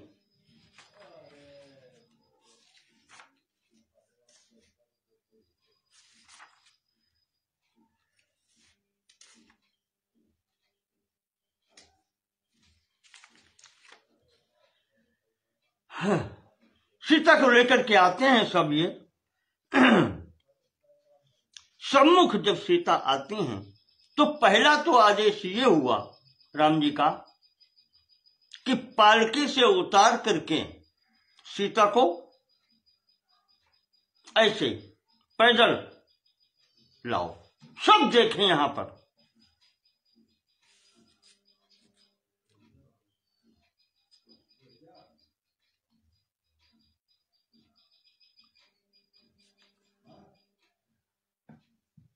आवरण रहित तो होकर के समक्ष आना है उन्हें। इस प्रकार से आज्ञा हुई तो आगे आगे सीता, पीछे से विभीषण। अब इतने लोगों के मध्य में वो आ रही हैं, प्रथम बार ये स्थिति बन रही है, तो लज्जा तो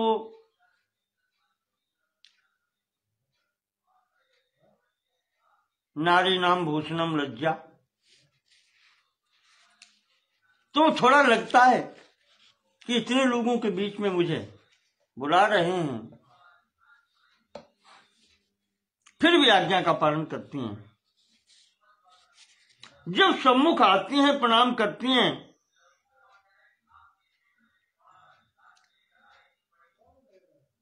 तो राम जी कहते हैं कि सीता, अंतिम बात बहुत लंबा न लेकर के प्रसंग,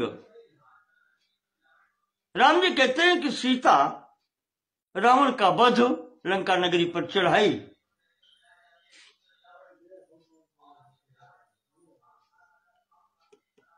ये मैंने तुम्हारे लिए नहीं की।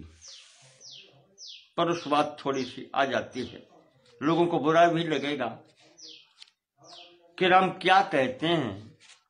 ऐसे ही प्रसंग उठाकर के जाने क्या क्या लोग कहने लगते हैं, पर भाव समझें आप। राम जी कहते हैं सीता लंका नगरी पर चढ़ाई, इन सभी वानर वीरों का पराक्रम, और जो मैंने किया है वो तुम्हारे लिए नहीं किया है। हमारे वंश में ये कलंक लग गया था कि हमारे होते हुए मेरी पत्नी का कोई अपहरण कर ले जाए। उस कलंक को धोने के लिए, उस कलंक का मार्जन करने के लिए मैंने रावण का वध किया है।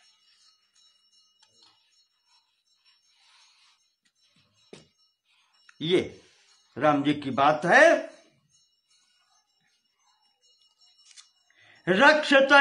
रक्षता तु मया वृत्तम अपवादम च सर्वतः प्रख्यातस्यात्म वंशस्य न्यंगम च परमार्जता। मेरे वंश के ऊपर जो ये कलंक लग गया था, उसका परिमार्जन करने के लिए ये सब कुछ मैंने किया है। आज सीता इतने दिनों तक शत्रु के गृह में रहते हुए, शत्रु के द्वारा स्पर्श होने के कारण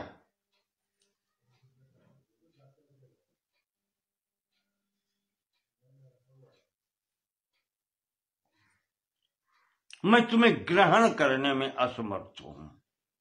मर्यादित भाषा में आप यूं कहें, तद गच्छ त्वानुजानेद्य, इसलिए मेरी ओर से आज्ञा है, तुम जहां चाहो जा सकती हो। यथेष्टम जनकात्मजे, जनक नंदिनी तुम्हारी जहां इच्छा हो, मेरी तरफ से आज्ञा है, तुम जा सकती हो। एतादश दिशो भद्रे कार्यमस्ति न मे त्वया, तुम्हारे लिए संपूर्ण दिशाएं, 10 दिशाएं खुली हुई हैं, जहां भी जाना चाहो जा सकती हो। न कार्यमस्ति में त्वया, तुम्हारे प्रति मेरा कोई प्रयोजन नहीं है।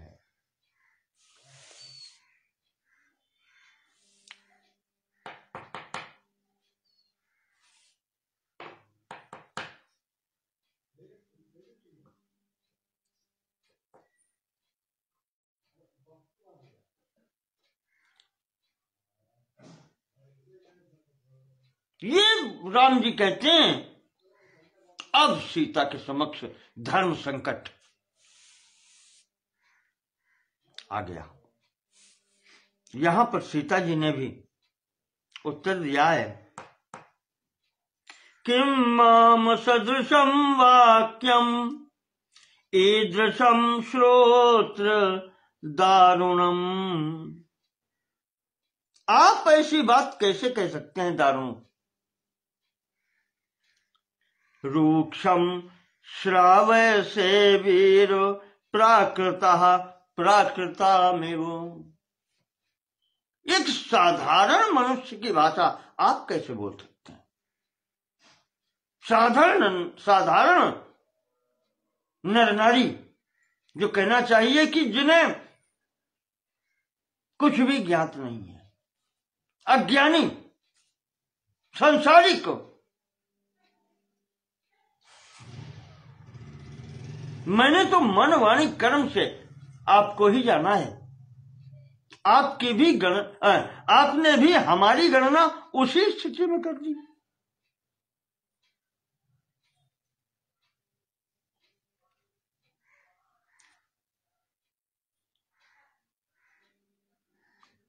क्या मैं आपकी दृष्टि में इतनी नीच हूं जो अधम नारियों की स्थिति में आपने मेरी गणना कर दी। प्रभु रावण ने हरण करने के समय मेरा स्पर्श किया था, मैं क्या कर सकती थी। परवश थी। मैंने स्पर्श नहीं किया किसी का आज तक।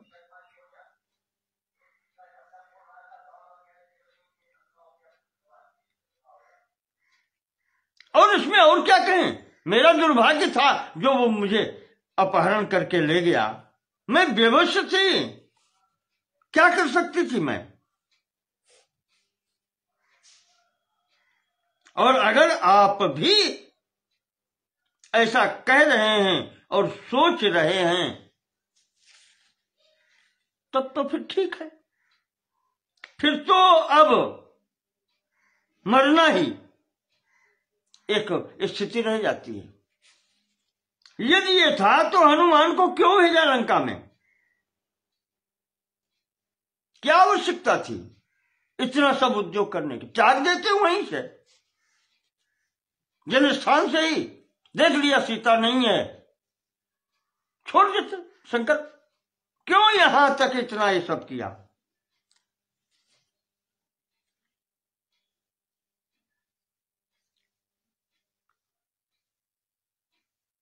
हनुमान को भेजा ही था तो इनसे ही कहलवा देते कि मैंने तुम्हारा परित्याग कर दिया है, तो मैं वहीं शरीर हनुमान के मुख से सुन करके ही छोड़ देती। क्यों प्रतीक्षा करती।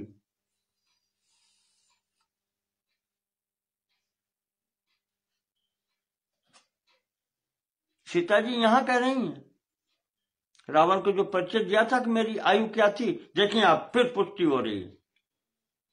न प्रमाणीकृता पाणिर बाल्ये मम निपीडिता।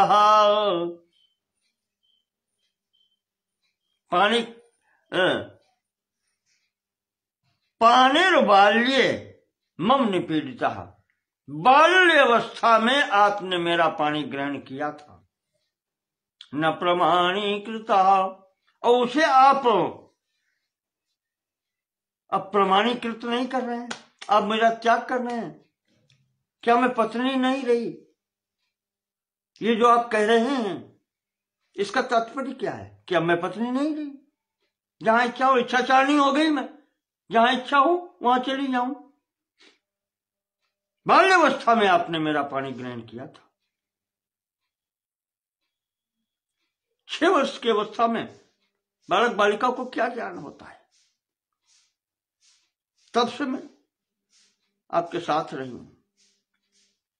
मम भक्तिश्च शीलम चे सर्वम ते पृष्ठतः कृतम।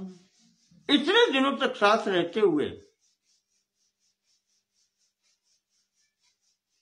आपने मेरे आचरण में, मेरे शील सदाचार में कौन सी कमी देखी, जो उनको सबको आपने पृष्ठतः कृतम ते पृष्ठतः कृतम, आपने सबको पीछे कर दिया। क्या कोई दोष रहा है।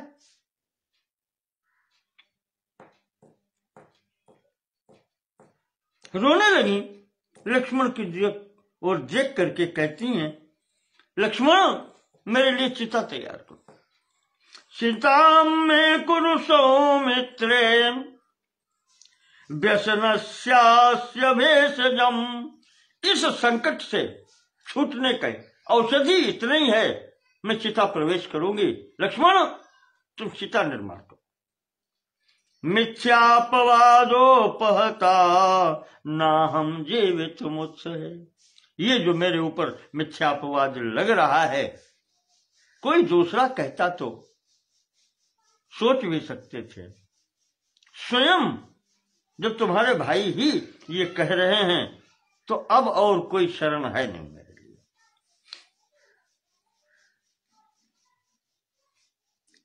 ये जो सीता ने लक्ष्मण से कहा, तो अब लक्ष्मण क्या करें। उधर राम जी ने वो बात कही दी, तो यहां तो सेवक सबसे सेवक धर्म कठोरा, भरत जी ने भी कहा है। सबसे कठोर यही एक श्लोक भर्तृहरि की उसमें भी आता है, सेवक धर्म सेवा धर्मो परम गहनो योगिनामप्यगम्य।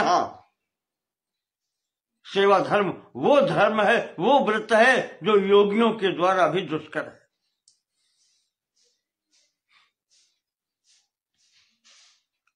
लक्ष्मण क्या करें? लक्ष्मण ने चिता तैयार कर दी।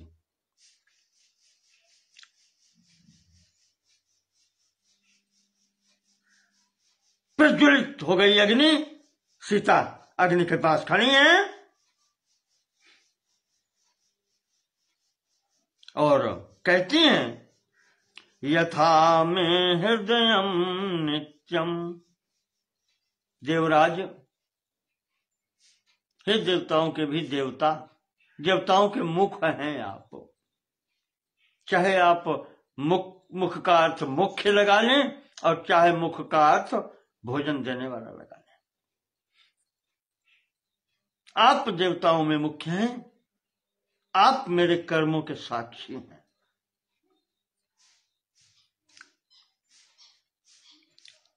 अगर मैंने राम को छोड़ करके यथा में हृदयम नित्यम नापसरपति राघवात, नित्यम अहर्निशम राघवात नापसरपति, भगवान का चिंतन, राघव का चिंतन, राम जी का चिंतन कभी न छूटा हो तो तथा लोकस्य साक्षी माम सर्वतः पातु पावकः।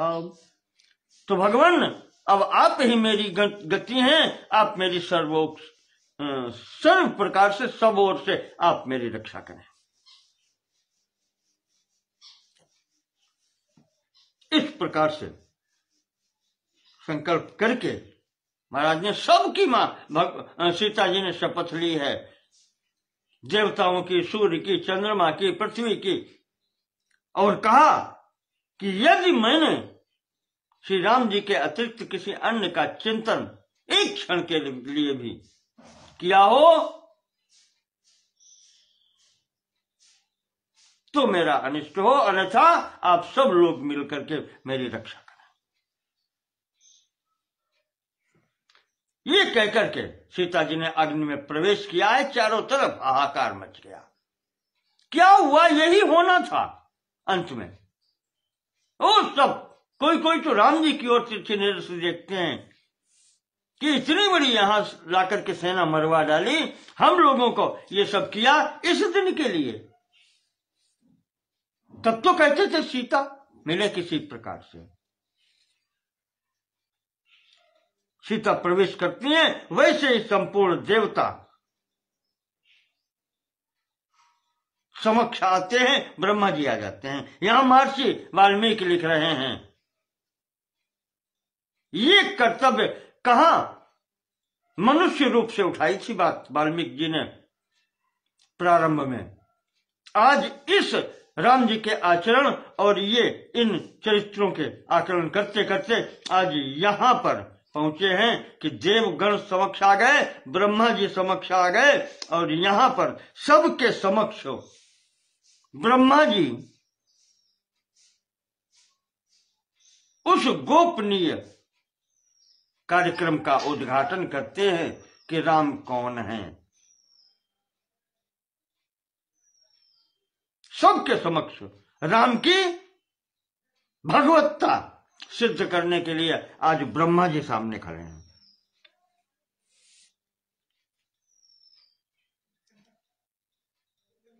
उनके आने पर जब समझाते हैं तो राम जी कहते हैं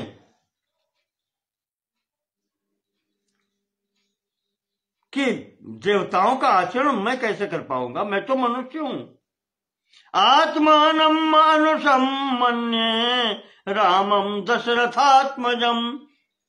देवता कहते हैं कि आप तो परमात्मा हैं, ये भगवती महामाया है, आप ऐसा आचरण कैसे कर सकते हैं, मनुष्यों जैसी वाणी कैसे कर सकते हैं। तो राम जी ने कहा, आत्मानं मानुषं मन्ये, मैं देवता कहां, मैं मनुष्य हूं, साधारण मनुष्य इस संसार में रहता हूं। यहां यही स्थिति है। रामम दशरथात्मजम, मेरा नाम राम है, मैं महाराज दशरथ का पुत्र हूं, राजा हूं तो क्या हुआ, मनुष्य तो हूं। सोहम यस्य यतश्चाहम भगवान तद्ब्रवीतु मे। आप अगर कुछ जानते हो तो बताओ भाई, मुझे तो ये पता है मैं ऐसा हूं। तो ब्रह्मा जी कहते हैं कि अगर राम तुम नहीं जानते हो तो मैं बतलाता हूं तुम कौन हो। भगवान नारायणो देवा, आप स्वरूप से स्वयं भगवान नारायण हैं। अक्षरम ब्रह्म सत्यम च, अक्षर ब्रह्म जिसकी एकमात्र सत्ता जिसकी है, उसके अतिरिक्त दूसरा कोई है नहीं, वो अद्वितीय सत्ता आप हो। विष्णु स्वरूप आप हो।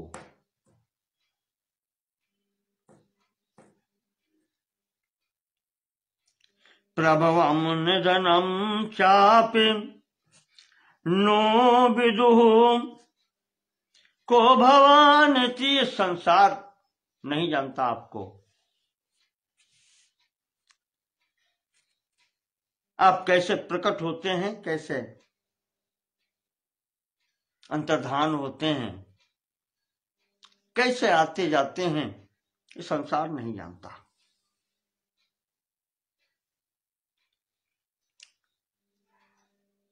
ब्रह्मा जी अपने को भी सम्मिलित कर लिए कि मैं भी नहीं जानता, जब संसार सृष्टि में कोई जानता ही नहीं है। दृश्य से सर्वभूतेषु गोषु च ब्राह्मणेषु च, समस्त प्राणियों में आप निवास करने वाले हैं। रमणाद रामः, संपूर्ण प्राणियों में रमण करने के कारण आपका नाम राम है। विशेष रूप से आप गौओं में और ब्राह्मणों में भी रहते हैं, ये नाम लिए हैं दो,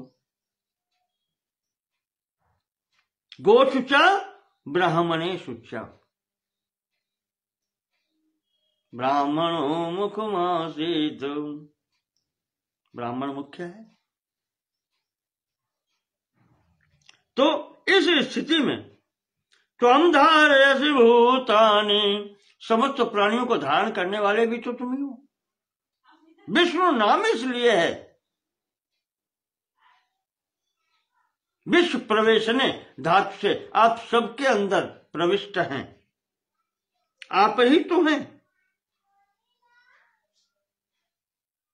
अहम ते हृदयम नाम, अहम ते हृदयम राम, जिह्वा देवी सरस्वती। राम जी, आपका हृदय मैं हूं, ब्रह्मा कह रहे हैं। आपकी जिह्वा ही सरस्वती है। विराट स्वरूप का भी वर्णन कर दिया महाराज ने। सब कुछ आप ही हैं।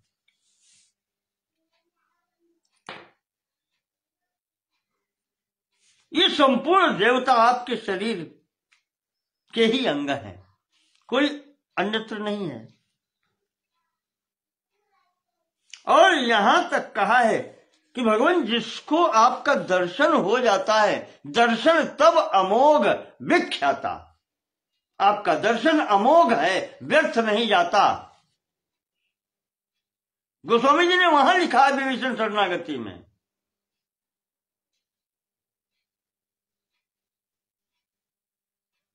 कोट विप्रवद लागई यही सन्मुख, गए तजऊ नहीं तेही। और वहां तो ये कह दिया है कि जो कितना बड़ा भी पापी हो, आप गीता में कहा अपिचेत सुदुराचारो भजते माम अनन्य भाग, ये अनन्य भाग क्या वैदेही नहीं है। वहां आपने कहा है चाहे जितना बड़ा दुराचारी क्यों न हो, अनन्य भाव से अगर मेरे शरण में आ गया तो अपिचेत सदुराचारो भजते माम अनन्य भाग, साधुरेव समन्तव्यः सम्यक व्यवस्थितो हि सा। वो साधु हो जाता है। करो सजते साधु समाना। वैदेही सामने खड़ी है, आप दोषारोपण कर रहे हैं। इसी समय अग्निदेव प्रकट होकर के और सीता के संबंध में पूर्ण विवरण देते हैं। कहते हैं राम, इसमें कोई दोष नहीं है। अब्रवीत तु तदा रामम साक्षी लोकस्य पावकः ऐसा ते राम वैदेही पापम अस्याम न विद्यते। इसमें कोई पाप नहीं हो है, मैं साक्षी हूं इसका।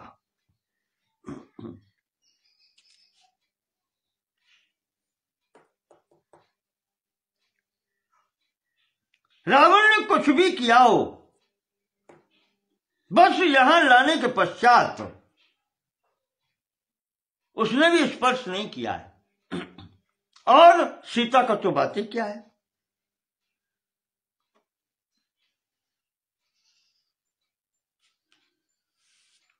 और अगर ये पतिव्रता न होती सीता, इसने अपनी रक्षा आपके बल से नहीं की है, अपने पति पातिव्रत बल से रक्षा की है रावण से। रावण इसका कुछ नहीं बिगाड़ सकता था और न बिगाड़ पाया।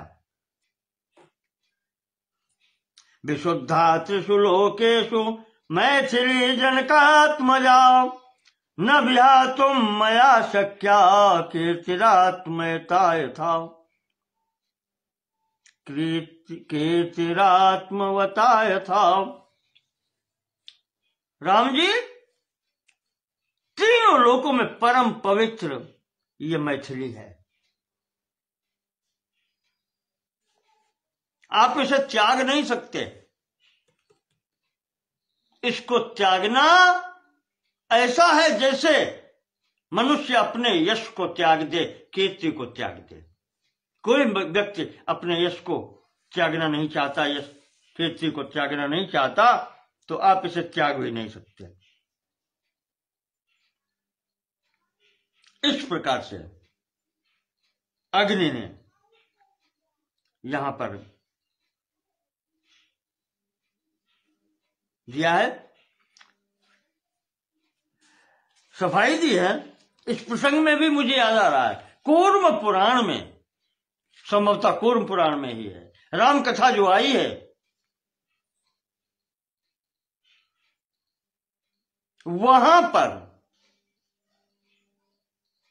अग्निदेव का चरित्र आया है सीता से संबंधित, कि जिस समय रावण भिक्षा के लिए जनस्थान में कुटिया के बाहर खड़ा है और सीता उसको कुछ देने के लिए अंदर जाती हैं, तो वहां जो यज्ञशाला है वहां अग्निदेव प्रकट होते हैं और अग्निदेव कहते हैं कि सीता, रावण हरण करने के लिए आया है, तो मेरी इच्छा यह है अब तुम मेरे साथ चलो।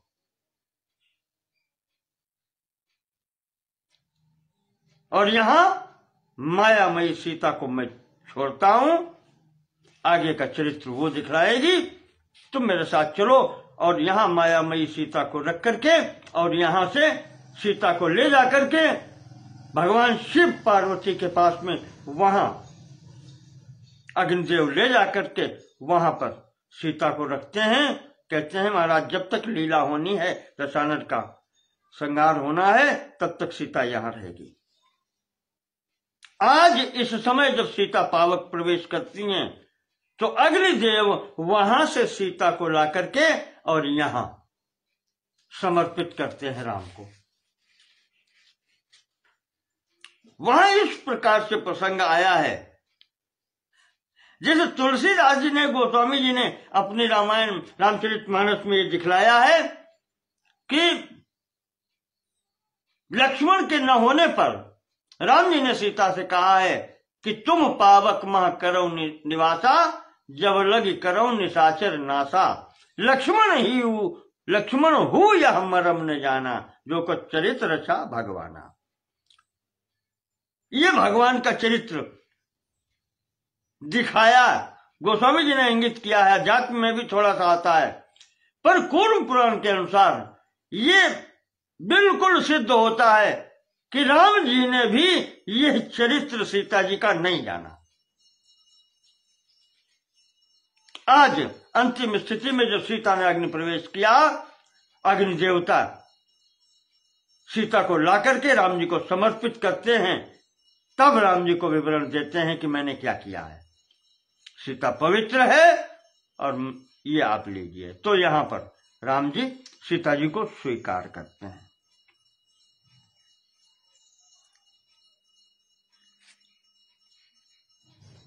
राम जी ने आज्ञा शिरोधार्य की, अग्नि देवता की साक्षी स्वीकार की और सीता जी को यहां पर ग्रहण हो गए किया है और प्रसन्न होकर के आज सीता जी से मिले हैं।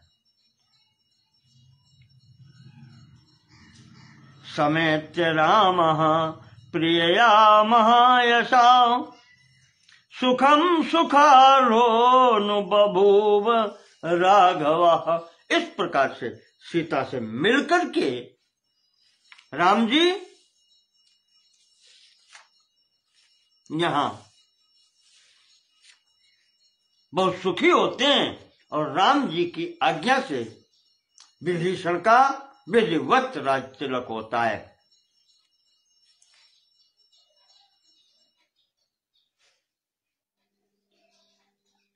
विभीषण ने कहा घर चलो। राम जी कहते हैं कि अभी तो 14 वर्ष पूर्ण नहीं हुआ है और मुझे भरत के दर्शन करने हैं, क्योंकि भरत ने कहा है कि 14 वर्ष पूर्ण होते ही 15वें वर्ष के प्रथम दिन अगर आपसे भेंट न हुई तो मैं चिता प्रवेश करूंगा। तो अभी मैं कहीं नहीं जा सकता। इस प्रकार से विभीषण राज्याभिषेक की बात और सीता प्रत्यर्पण की बात मैंने आज के प्रसंग में रखी। शेष प्रसंग इस लंका कांड युद्ध कांड का आपके समक्ष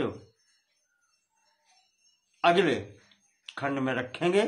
समय हो गया है, इसलिए अंतिम 10 सर्ग शेष रह गए हैं, उनकी कथा आपको कल के खंड में बताएंगे। कल का कल देखा जाएगा, ईश्वर चाहेंगे तो पुनः मिलेंगे। नमो नमः। सर्वेषां कृते धन्यवादा। बोलिए सीताराम जी की।